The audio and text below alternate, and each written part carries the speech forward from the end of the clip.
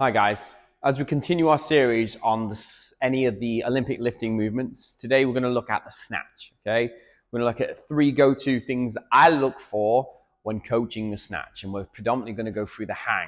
So, with the hang position, it's a great movement to get started with because we're not getting confused from that bottom position of the pull, and we can focus on that turnover and the catch. Obviously as well, there's other components we could be looking at like the bar position, okay, with the body. How we pull from the floor, controlling that bar, understanding tension, those little things that we do from the floor. But predominantly today, what we're going to look at is the hang position. So a few things I would be considering when we're going through the hang. First thing we want to consider is the grip, okay, the grip itself. So the starting position of the hands, usually to find this, the best way to do it is either hang yourself over the bar, pop it in what's called the hip crease, okay? And then from there, arms nice and straight. If we were to stand up, the bar shouldn't move out of that position. For example, the bar's too high here, so your arms are relatively too wide. With this being the moment of contact with the bar, for example, with this position with our hands, okay, we want to make sure that that contact remains in and around the hip crease, okay? So to find that, as I said, either lean forward, hold on to the bar like so, or lift one knee up, okay, and if the bar doesn't move, then we're in the perfect position, okay? So we want to check as well, overhead position and a nice active shoulder position at the top and then at the bottom. Reason is also as well, is if we went too narrow, what you're going to tend to find is this bar path's going to take a lot longer to turn over, okay? Whereas if I was to put my hands in the right position, instantly, as you can see, the bar's dropped a little lower, okay? So when beginning and learning the snatch, the first thing I would like to look at is positioning, okay? Positioning is relatively important, okay? So for the starting position, all right? If we're in a high hang position from here, this is the starting position. But what we're going to mainly focus on is just above the knee, okay? So first thing I would like you to do when you do this, okay, is set those hips back, keeping that bar nice and close to the body. We want to have a couple of things going on here. What we don't want is to be too far over the bar and too far on our toes. So we want to be through the middle of the floor, middle of our foot through the floor, chest nice and tall, okay, and there seems to be tension on hamstrings. If you can see, the bar should be slightly behind your shoulders, okay? So usually what I would do is, as I was coaching, I'd go through it, I'd get you in this starting position. Find that starting position every time, and then stand, okay? Set those hips back. It's important as well that the bar moves in a straight line with in a straight path. Generally then, so you can get the same stimulus. What you don't want to do is stand and the bar too far away, okay? So when we drive and stand, pull that bar in. Second thing what we want to do is focus on the bar path itself and then that pull, okay? So that shrug and pull.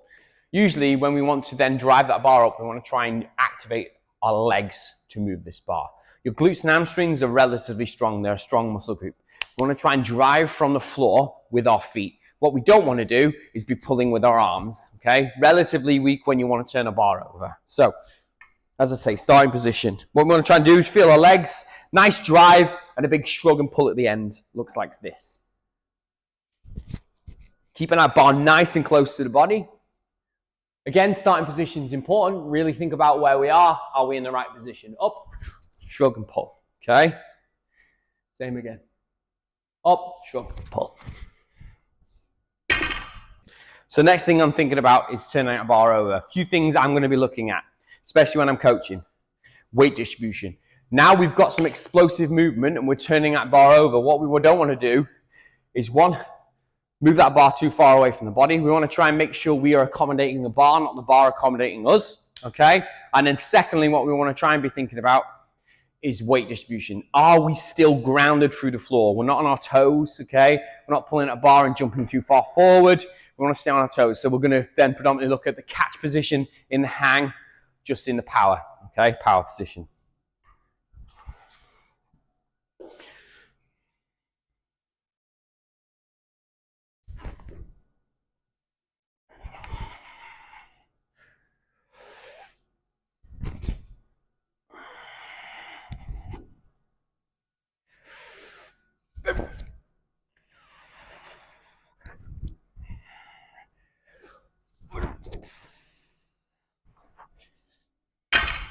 And there's your hang snatch. So, as I said, a few things I'm looking for personally, okay? First thing's the starting position. Am I too far over the bar that I'm too far forward, okay? Realistically, you should be able to wiggle your toes quite loosely, okay? Shoulders still over the bar, chest is nice and tall, okay?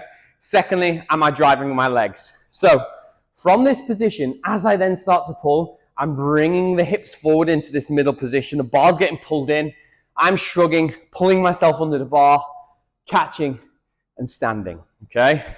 Is the bar moving out too far? Are you pumping that bar out, okay? One of the things you need to be stressing and need to be thinking about is making sure when we get that hip drive, we aren't pushing the bar out here, more up here. So as we extend, we shrug and pull ourselves under the bar. The bar doesn't want to be too far away. What you're going to then tend to find is it swings too far forward. You're then going to have to catch it, and also maybe that rotation at the top is going to be relatively aggressive. What we want to be doing is accommodating that bar itself as we move underneath the bar, catching, punching, and then extending, okay? So what we want to do realistically is create space, okay?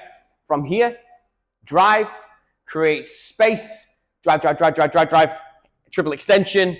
As we then move underneath the bar, our hips go back, chest is tall, and then stand.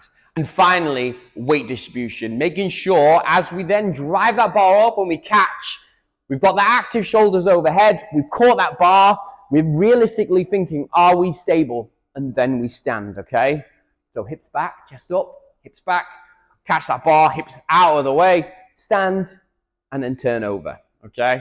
So, as I say, guys, enjoy the process. Thanks for watching. See you later.